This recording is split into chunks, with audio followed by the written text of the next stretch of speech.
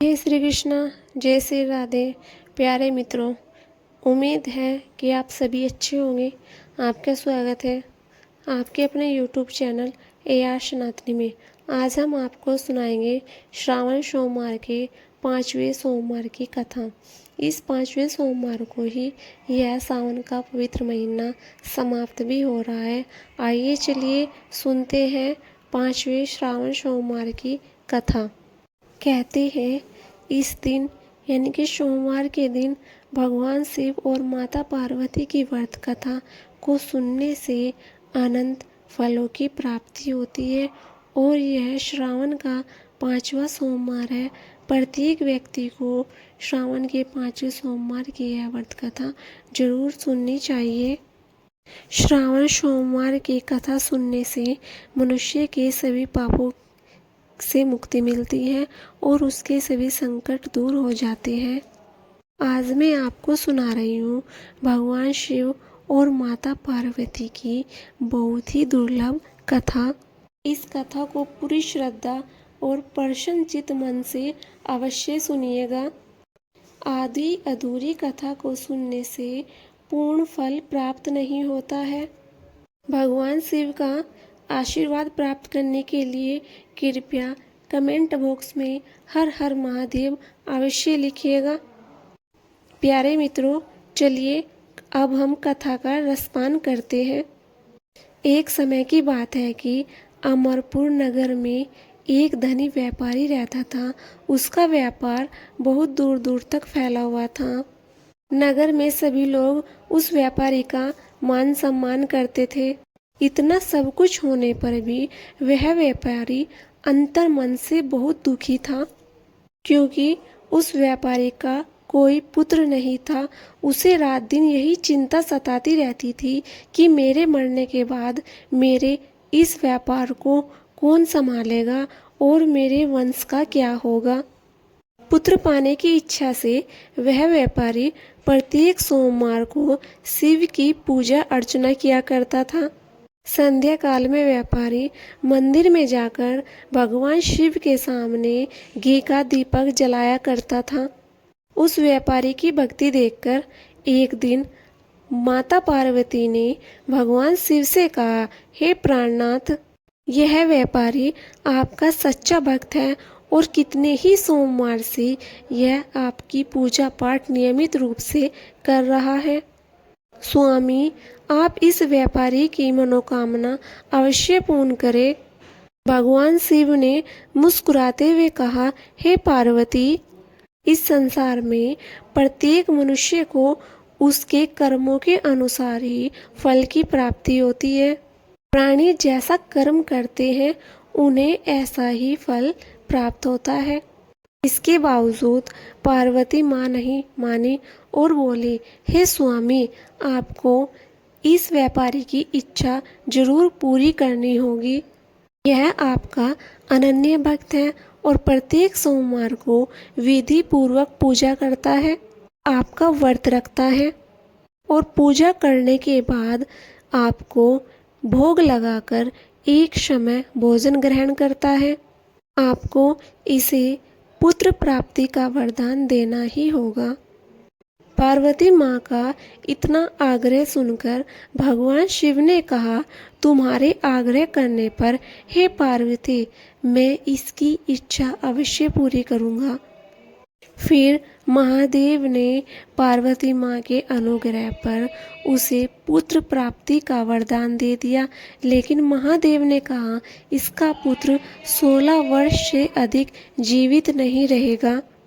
उसी रात भगवान शिव ने उस व्यापारी के सपने में दर्शन देकर उसे पुत्र प्राप्ति का वरदान दिया और उसके पुत्र के 16 वर्ष तक जीवित रहने की बात भी महादेव ने उसे स्वप्न में बताई। भगवान के वरदान से व्यापारी को खुशी तो हुई, लेकिन पुत्र की अल्पायु की चिंता ने उसकी खुशी को नष्ट कर दिया। व्यापारी पहले की भांति सोमवार का विधि पूर्वक पूजन करता रहा। कुछ महीनों के पश्चात उसके घर अति सुंदर पुत्र ने जन्म लिया। पुत्र के जन्म लेने से व्यापारी के घर में खुशियां भर गई। बहुत ही धूमधाम से उस व्यापारी ने पुत्र के जन्म का समारोह मनाया। व्यापारी को पुत्र की अधिक खुशी नहीं हुई, क्योंकि उसे पुत्र की अल्पायु के बारे में पता था। यह रहस्य घर में और किसी को मालूम नहीं था।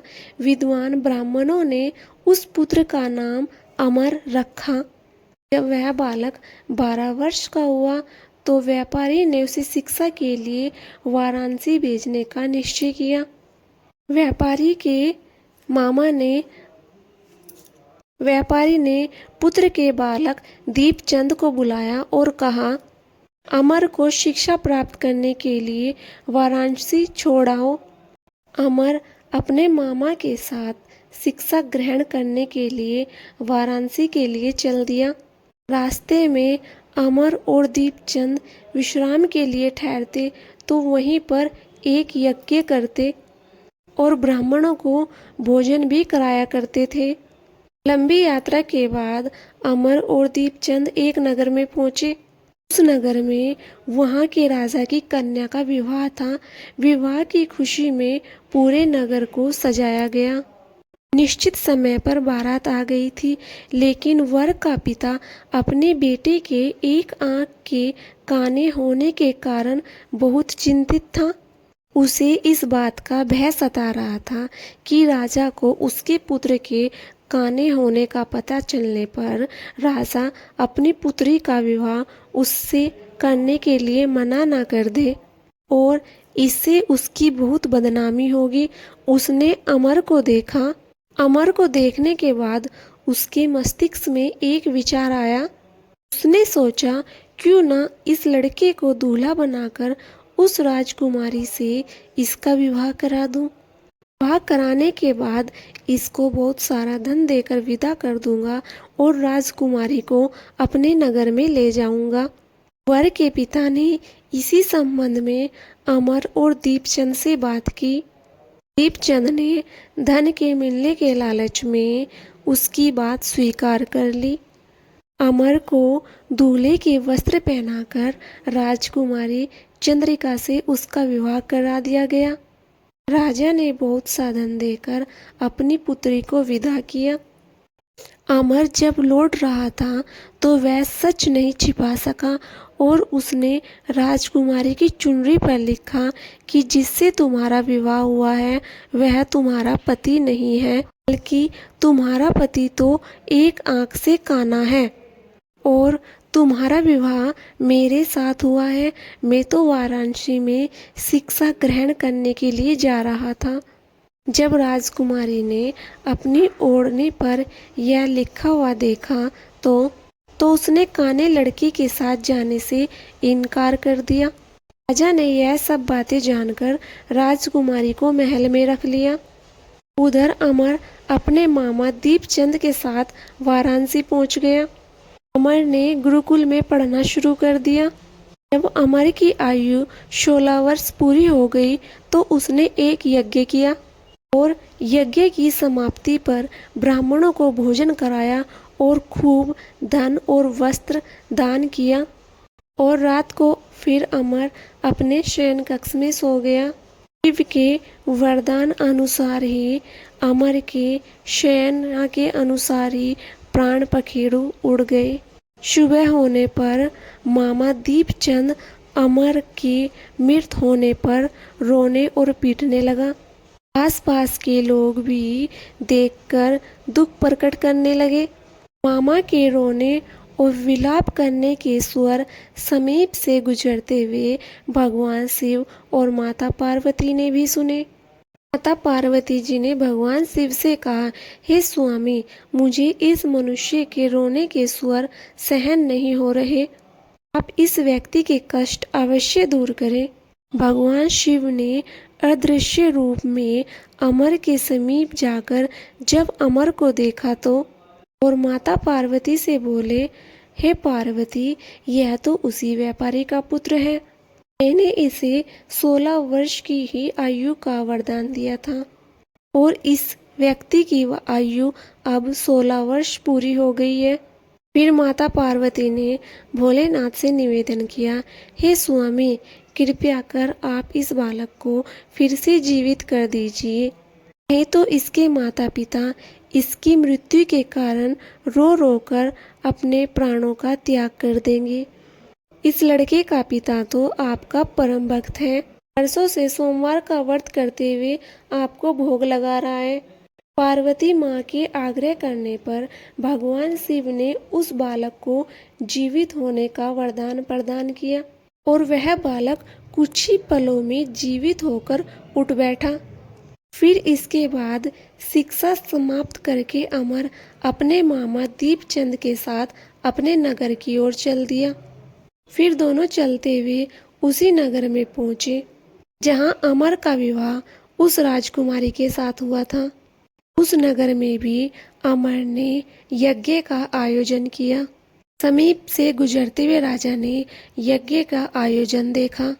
राजा ने अमर को तुरंत पहचान लिया। यज्ञ समाप्त होने पर राजा उसके मामा और अमर को महल में ले गया और कुछ दिन अपने महल में रखने के बाद उन्हें बहुत सा धन और वस्त्र और राजकुमारी के साथ विदा कर दिया। रास्ते में सुरक्षा के लिए राजा ने बहुत से सैनिकों को भी साथ में भेजा। दीपचंद ने नगर में पहुंचते ही एक दूत को भेजकर अपने आगमन की सूचना भेजी। अपने बेटे के जीवित होने की सूचना से व्यापारी बहुत खुश हुआ। व्यापारी ने स्वयं को अपनी पत्नी के साथ एक कमरे में बंद कर रखा था। भूखे रहकर व्यापारी और उसकी पत्नी अपने पुत्र की प्रतीक्षा कर रहे थे। उन्होंने प्रतिज्ञा कर रखी थी कि अगर उन्हें अपने बेटे अमर की मृत्यु का समाचार मिला तो वे दोनों भी अपने प्राण त्याग देंगे। व्यापारी अपनी पत्नी और नगरवासियों के साथ द्वार पर पहुंचा। व्यापारी अपने बेटे अमर की विवाह का समाचार सुनकर और पुत्र वधू चंद्रिका को देखकर बहुत ही खुश हुआ। फिर इसके बाद उसी रात भगवान शिव ने व्यापारी के स्वप्न में आकर कहा, हे व्यापारी, मैंने तेरे व्रत करने और व्रत कथा सुनने से तेरे पुत्र को लंबी आयु का वरदान दिया है। यह सुनकर व्यापारी बहुत प्रसन्न हुआ। सोमवार का व्रत करने से व्यापारी के घर में खुशियां लौट आई। शास्त्रों में लिखा है, जो भी स्त्री और पुरुष सोमवार का विधि पूर्वक व्रत करते हैं और कथा सुनते हैं, उनकी सभी मनोकामनाएं अवश्य पूर्ण होती है। अब आइए सभी मनोकामनाओं को पूरी करने वाली कथा का श्रवण करते हैं। एक गांव में भगवान शिव का परम भक्त ब्राह्मण रहता था। पंडित जी जब तक नित्य ब्रह्म मुहूर्त में उठकर भगवान शिव का पूजन नहीं कर लेते थे तो उन्हें चैन नहीं मिलता था और जो कुछ भी दान दक्षिणा में आ जाता था पंडित जी उसी से अपना गुजारा किया करते थे। और पंडित जी दयालु थे, इतने थे कि अगर कोई ज़रूरतमंद उनके पास आ जाता था तो वे अपनी क्षमता के अनुसार उनकी सेवा किया करते थे। इस कारण भगवान शिव के परम भक्त ब्राह्मण गरीबी का जीवन व्यतीत कर रहे थे। पंडित जी की इस दानी प्रवृत्ति के कारण उनकी पत्नी उनसे नाराज हो जाया करती थी, किंतु उनकी भगवान शिव के परम भक्ति को देखकर उनसे अत्यधिक प्रेम भी करती थी, इसलिए वह कभी भी उनका अपमान नहीं किया करती थी। साथ ही अपनी जरूरत का धन वह आस पड़ोस में मजदूरी करके जुटा लिया करती थी। एक समय ऐसा आया जब मंदिर में दान दक्षिणा कम आने लगी, जिससे पंडित जी को आर्थिक तंगी का सामना करना पड़ा। घर की मूल आवश्यकताओं की पूर्ति न होने के कारण अब ब्राह्मणी दुखी रहने लगी। इसी तरह दिन बीतने लगे और एक दिन महाशिवरात्रि का व्रत आया और उस दिन भी पंडित जी ने हमेशा की तरह नित्य ब्रह्म मुहूर्त में उठकर शिव जी की पूजा की और संयोगवश उसी समय माता पार्वती और भगवान शिव वहां से गुजर रहे थे। अचानक से माता पार्वती की नज़र उस ब्राह्मण पर पड़ी। आज पंडित जी महाशिवरात्रि को लेकर इतने उत्साहित नहीं थे जितने कि पहले हुआ करते थे। पार्वती जी को यह बात समझते देर नहीं लगी। माता पार्वती ने भगवान शिव से कहा, भगवान, यह पंडित रोज नित्य प्रति आपकी पूजा आराधना करते हैं, फिर भी आपको इसकी चिंता नहीं है। माता पार्वती की बात सुनकर भगवान शिव बोले, हे देवी, अगर अपने भक्तों की चिंता मैं नहीं करूँगा तो और कौन करेगा। फिर माता पार्वती बोली, हे स्वामी, फिर आपने अब तक इस ब्राह्मण की सहायता क्यों नहीं की। हे देवी, आप निश्चित रहिए, अब तक उसने जितने बेलपत्र शिवलिंग पर चढ़ाए हैं, यही बेलपत्र आज रात्रि में उसे धनपति बना देंगे। यह बातें करके भगवान शिव और पार्वती तो चल दिए, किंतु संयोग देखिए, उसी समय उस राह से एक व्यापारी गुजर रहा था। उसने छुपकर माता पार्वती और शिवजी का वार्तालाप सुन लिया। व्यापारी ने अपना दिमाग चलाया और सोचने लगा, अगर बेलपत्र चढ़ाने से ब्राह्मण धनपति हो सकता है तो फिर मैं क्यों धनपति नहीं हो सकता। यही सोचकर वह व्यापारी ब्राह्मण के घर पहुंच गया और वह व्यापारी पंडित जी से बोला, हे पंडित जी, आपने जितने भी बेलपत्र अब तक पूजा में शिवलिंग पर चढ़ाए हैं, वह सभी बेलपत्र मुझे दे दीजिए। इसके बदले में मैं आपको 100 स्वर्ण मुद्राएं दूंगा। पंडित जी ने अपनी पत्नी से पूछा तो वह बोली कि पुण्य का दान ठीक तो नहीं है, लेकिन अगर आपका मन करे तो दे दीजिए, किंतु हमें धन की जरूरत भी है, आप दे दीजिए। पंडित जी ने सारे बेलपत्र भरकर बोरे में उस व्यापारी को दे दिए। बेलपत्रों का भरा बोरा लेकर व्यापारी मंदिर में पहुंच गए और शिवलिंग पर चढ़ाकर देखने लगे कि कब शिवजी कृपा करेंगे और वह और धनपति बन जाएगा। प्रतीक्षा करते करते सेठ जी को आधी रात हो गई। सेठ जी चमत्कार देखने के लिए बहुत उतावले हो रहे थे। आखिर में तीसरा पहर गुजरने के बाद सेठ जी के सब्र का बांध टूट ही गया। क्रोध में आकर सेठ जी शिवलिंग को झकझोरने लगे। फिर अचानक ही चमत्कार हुआ और सेठ जी के हाथ शिवलिंग से ही चिपके रह गए। उन्होंने बहुत प्रयास किया, किंतु हाथ हिले तक नहीं। थक हार कर सेठ जी शिवजी से क्षमायाचना करने लगे। तो शिवजी बोले, हे लोभी सेठ, जिस ब्राह्मण से तूने ये बेलपत्र लिए हैं, उस पंडित जी को 1000 स्वर्ण मुद्राएं दे, तब जाकर तेरे हाथ छूटेंगे। प्रातःकाल जब पंडित जी पूजा के लिए आए तो उन्होंने देखा सेठ जी के हाथ शिवलिंग से चिपके हुए हैं और सेठ जी रो रहे हैं। तो व्यापारी पंडित जी से बोला, हे पंडित जी, जल्दी से मेरे पुत्र को 1000 स्वर्ण मुद्राएं मंदिर में लाने के लिए कहिए। पंडित जी ने सेठ के बेटे को बुलाया और कहा कि 1000 स्वर्ण मुद्राएं लेकर आओ। फिर सेठ जी ने वे स्वर्ण मुद्राएं पंडित जी को दिलवा दी। तब जाकर सेठ जी के हाथ शिवलिंग से छूटे। यह देखकर पार्वती जी शिव जी से पूछती है, हे नाथ, अब तक आपने अपने भक्त को कोई धन नहीं दिया। शिव जी बोले, हे पार्वती, मेरे पास कहाँ धन है जो मैं उस ब्राह्मण को देता, किंतु अब मेरा भक्त गरीब नहीं है, यह तुम अब स्वयं देख लो। जैसी कृपा भगवान शिव और माता पार्वती ने उस ब्राह्मण पर की, ऐसी ही कृपा हम सब पर करें। बोलिए शंकर पार्वती भगवान की जय। आइए अब सभी मनोकामनाओं को पूरी करने वाली दूसरी कथा का रसपान करते हैं। इस व्रत कथा को सुनने से ही सभी व्रतों का फल संपूर्ण माना जाएगा। एक बार की बात है कि माता पार्वती भगवान शिव को पति के रूप में पाने के लिए घोर तप कर रही थी। उनके तप को देखकर देवताओं ने महादेव से उनकी मनोकामनाओं को पूर्ण करने की प्रार्थना की। शिव जी ने पार्वती की परीक्षा लेने के लिए सप्त ऋषियों को भेजा। ऋषियों ने शिव जी के सैकड़ों अवगुण गिनाए, किंतु माता पार्वती ने किसी और के अलावा विवाह मंजूर नहीं था। वे महादेव से ही विवाह करना चाहती थी। विवाह से पहले सभी वर अपनी भावी पत्नी को लेकर आश्वस्त होना चाहते हैं, इसलिए शिवजी ने स्वयं ही माता पार्वती की परीक्षा लेने की ठानी। भगवान शंकर प्रकट हुए और माता पार्वती जी को वरदान देकर अंतर्ध्यान हुए। इतने में माता पार्वती जहाँ तप कर रही थी, वहाँ तालाब में एक मगरमच्छ प्रकट हुआ। उस मगरमच्छ ने एक बालक को पकड़ लिया। यह बालक जान बचाने के लिए चिल्लाने लगा।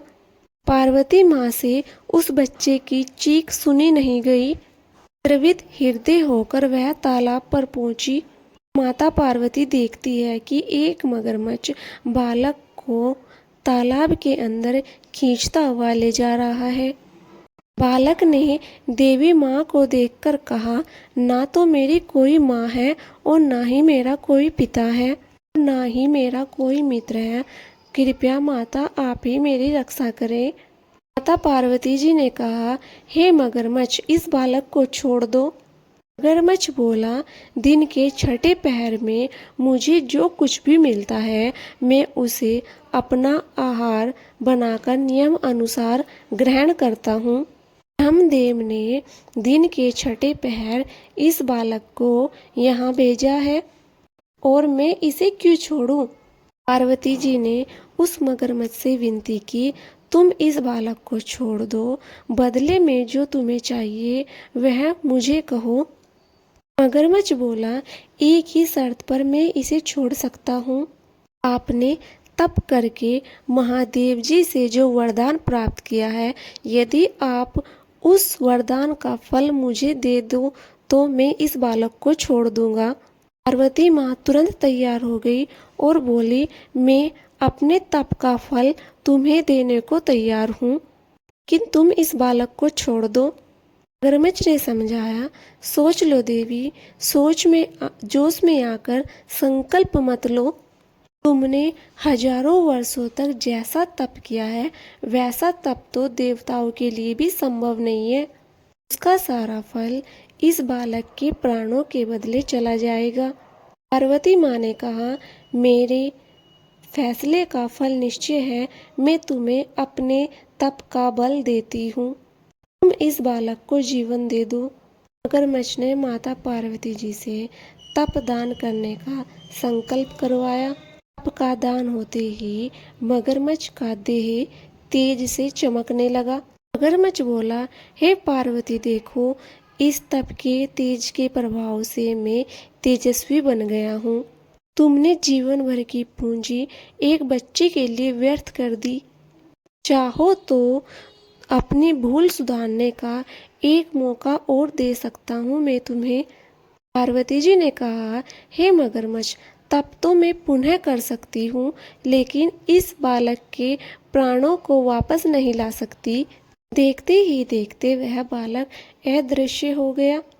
मगरमच्छ भी लुप्त हो गया। पार्वती जी ने मन ही मन विचार किया, मैंने तप तो दान कर दिया है, अब मैं पुनः तप आरंभ करूंगी। पार्वती माँ ने फिर से तप करने का संकल्प लिया। भगवान शिव फिर से प्रकट होकर बोले, हे पार्वती, भला अब क्यों तप कर रही हो? पार्वती माँ ने कहा, हे प्रभु, मैंने अपने तप का फल दान कर दिया है। को पति के रूप में पाने के लिए वैसा ही संकल्प करके मैं फिर से वैसा ही तप करूंगी। महादेव जी बोले, वो बालक और मगरमच्छ दोनों रूपों में मैं ही था।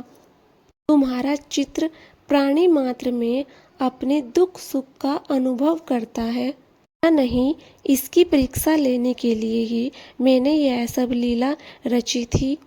अनेक रूपों में दिखने वाला मैं एक ही हूँ। मैं अनेक शरीरों में अलग निर्विकार हूँ। मैंने अपना तप मुझे ही दिया है, इसलिए और तप करने की कोई जरूरत नहीं है। माता पार्वती ने महादेव को प्रणाम कर प्रसन्न मन से विदा किया। बोलिए शंकर पार्वती भगवान की जय।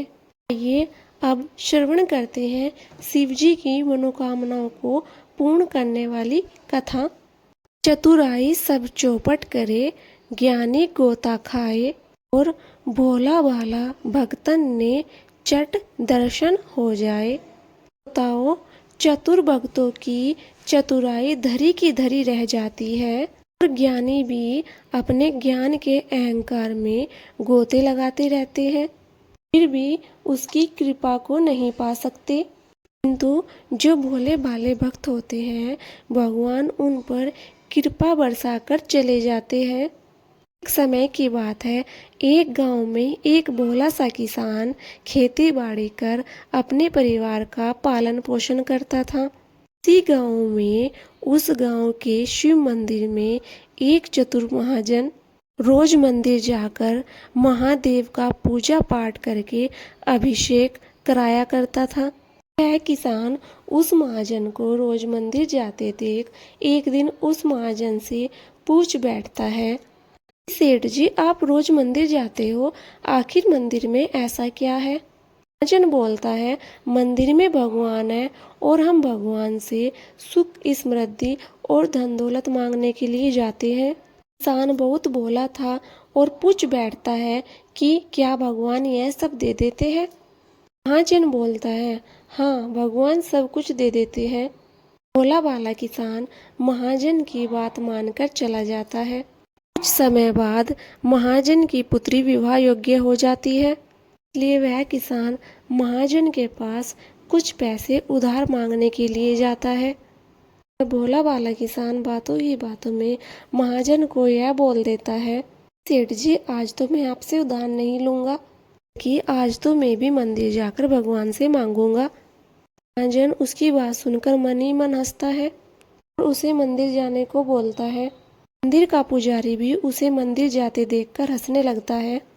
किसान मंदिर के अंदर जाता है और भगवान को ढूंढता है, लेकिन उसे मंदिर में कोई नजर नहीं आता।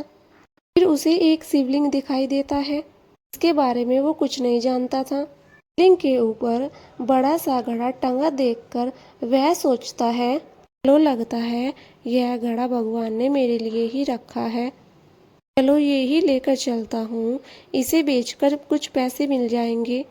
घड़े को उतारने के लिए वह शिवलिंग पर पैर रखकर जैसे ही उतारने का प्रयास करता है कि भगवान भोलेनाथ बम बम बम कर कर प्रकट हो जाते हैं।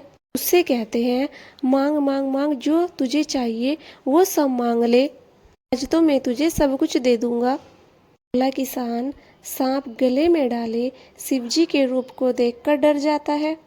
कहता है, आप कौन हो? मुझे तो महाजन ने कहा था कि मंदिर में भगवान है और वो सबकी इच्छा पूरी करते हैं, इसलिए मैं यहाँ आया हूँ। की बात सुनकर भगवान शिवजी कहते हैं, हे वत्स, मैं ही भगवान हूँ, तेरी पूजा से मैं बहुत प्रसन्न हूँ। यहाँ बहुत लोग आते हैं, कोई दूध चढ़ाता है, कोई पानी चढ़ाता है और कोई धतूरा चढ़ाता है। तू तो मेरा अनोखा भक्त है, जो खुद पूरा का पूरा ही मेरे ऊपर चढ़ गया। तेरे जैसा भक्त पाकर आज मैं धन्य हो गया हूँ, इसलिए जा, तूने जो यह घड़ा उतारा है, मैं इसे सोने से भर देता हूँ। किसान को सोने से भरा घड़ा देकर भगवान अंतर्ध्यान हो जाते हैं। किसान मंदिर से बाहर आता है तो उसके हाथों में सोने का घड़ा देखकर पुजारी जी और महाजन दंग रह जाते हैं। किसान उन्हें पूरा वृतांत सुनाता है। इसे सुनकर दोनों आश्चर्यचकित हो जाते हैं, खुद की चतुराई और ज्ञान को कोसने लग जाते हैं। सत्य घटना से यह कहावत बनी थी कि चतुराई सब चौपट करे, ज्ञानी गोता खाए, और भोला भाला भक्तन ने झट दर्शन दे जाए। प्रिय श्रोताओं, अगर आपको हमारी यह वीडियो पसंद आई हो तो कृपया हमारे चैनल को सब्सक्राइब करें, वीडियो को लाइक करें और ज़्यादा से ज़्यादा शेयर करें और कमेंट बॉक्स में हर हर महादेव जरूर लिखें। हर हर महादेव प्यारे भक्तों।